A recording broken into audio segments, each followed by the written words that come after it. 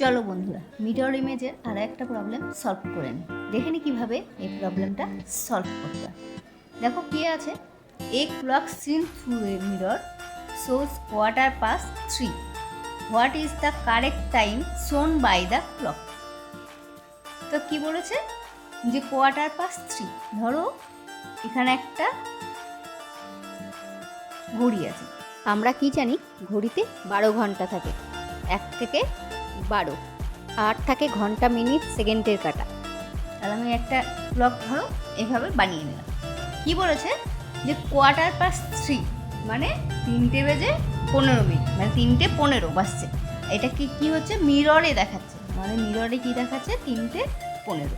তাহলে আমি সেটা আগে ড্র করে নিই। দেখো কি হয়, 3:15 মানে এটা হচ্ছে এক কাটা, আর একটা কাটা কি যাবে যেটা আমরা বলি ঘন্টার কাটা।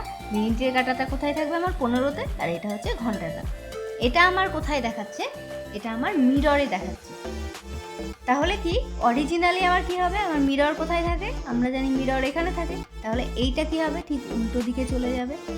উল্টো দিকে গেলে কি হবে, এখানে আবার সেমভাবে আমি ড্র করে নিই। দেখো কি হবে,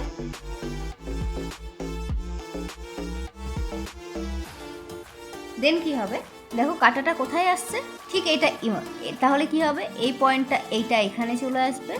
আর কি হবে, ঘন্টার কাটাটা কোথায় আসবে, এটা মিনিটে কাটা, ঘন্টার কাটাটা এইখানে আসবে। এইখানে আসা মানে কি, এটা আমরা কত জানি 9, আর এটা আমরা কত জানি 8।